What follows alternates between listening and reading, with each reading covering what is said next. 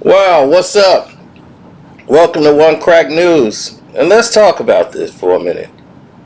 Because there's just so much nonsense going on in the world that we have yet to even scratch the surface on what's next to come.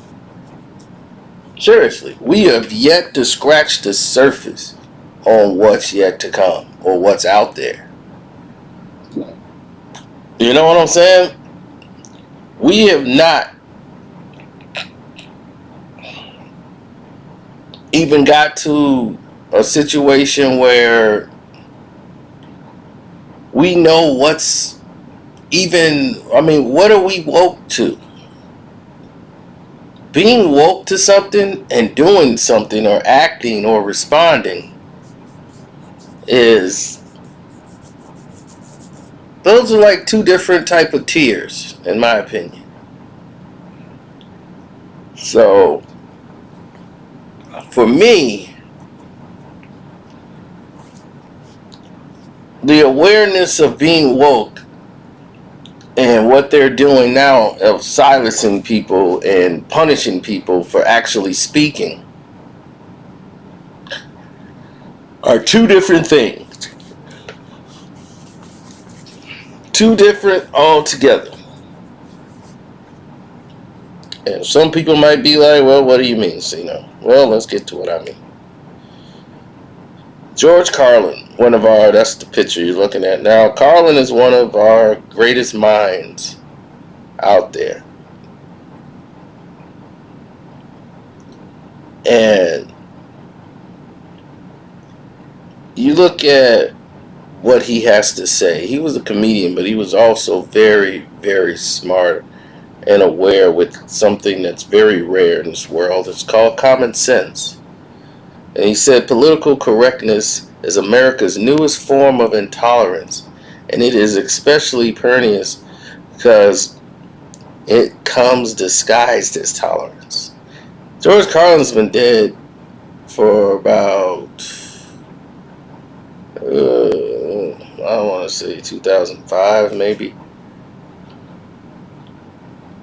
Around that time, but he is so missed because this statement was made about 20 years ago. And then he says, it presents itself as fairness, yet attempts to restrict and control people's language in strict codes and rigid rules. I'm not sure that's the way to fight discrimination. I'm not sure silencing people or forcing them to alter their speech is the best method for solving problems that go much deeper than speech. And that is the truth. If you believe that you're harming people,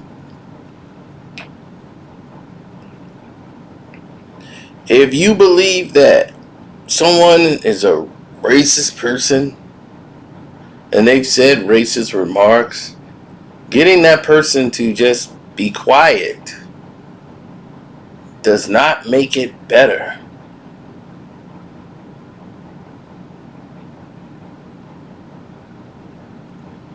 Now, when you see all of these things play out, you will start to see that in most cases, political correctness, right, is a stand-in for respect.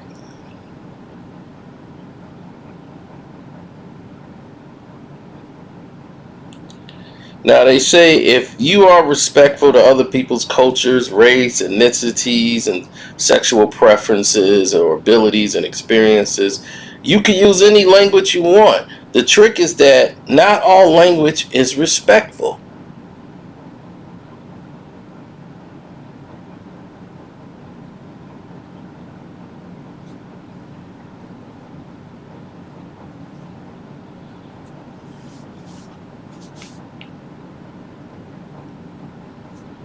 You know?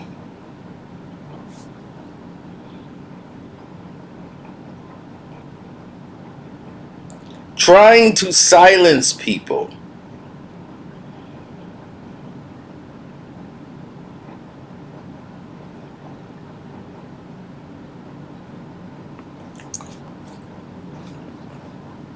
And not trying to do anything about it is only bringing a whole new awareness to the situation. Take, for instance, the Houston Texans, right?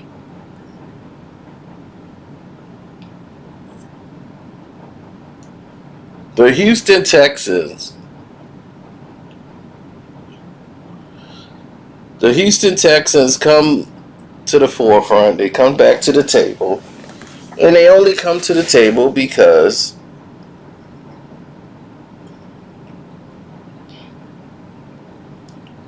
of one simple fact.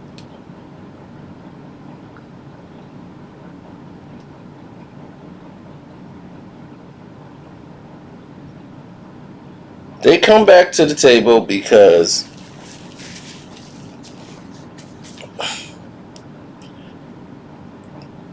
they didn't hire Eric Bieniemy. So what do? They promote within, and they find a black guy and promote Grissom to president of basketball operations. Now the reason why they did that is because Eric Bieniemy is who they wanted to be up there or as the head coach. So they go and get a black guy because any black guy is good, right? Just because he's black. That should end this problem.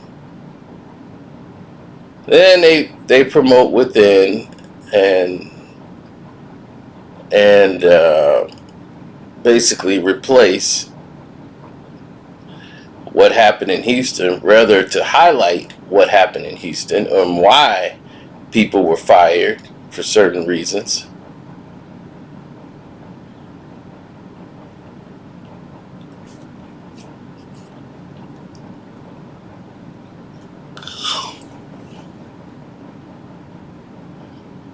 They never highlighted these issues.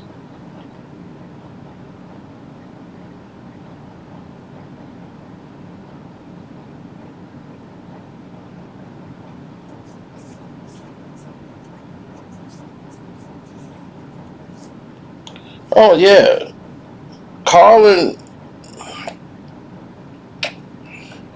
Carlin has been one of those people who have told people time and time again how they moved about this world and what they've seen and how the world has changed, like society and what's tolerable and what's not tolerable, and like making everybody sing kumbaya and all this stuff is just like ridiculous. Some people have the right to not want to deal with anybody. And then you grow accustomed to stop liking people. Like he said, I don't like butt kissers, flag wavers, or team players. I like people who buck the system, individualists. I often warn people somewhere along the way, someone is going to tell you there is no I in team.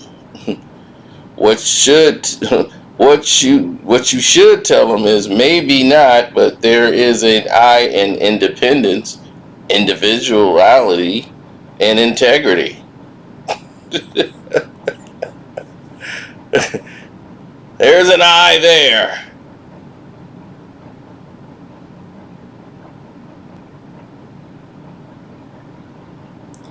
Now, other people have criticized Carlin because they say, well, he was an old white man. He never had to experience any of these things.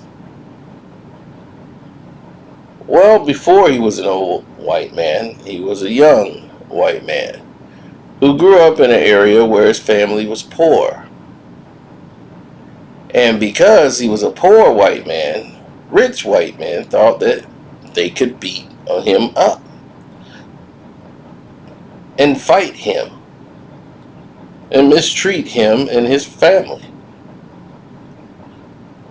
So discrimination is discrimination. It didn't matter about his color.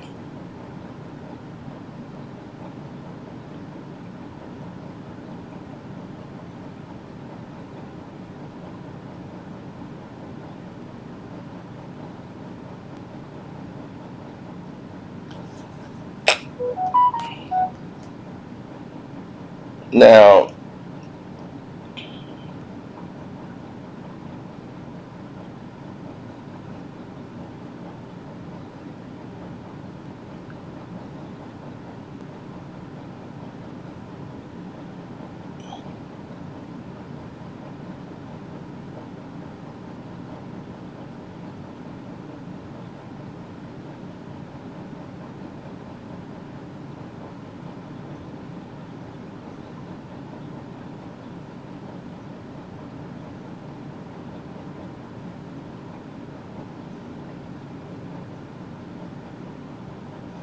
all right, I gotta go, man.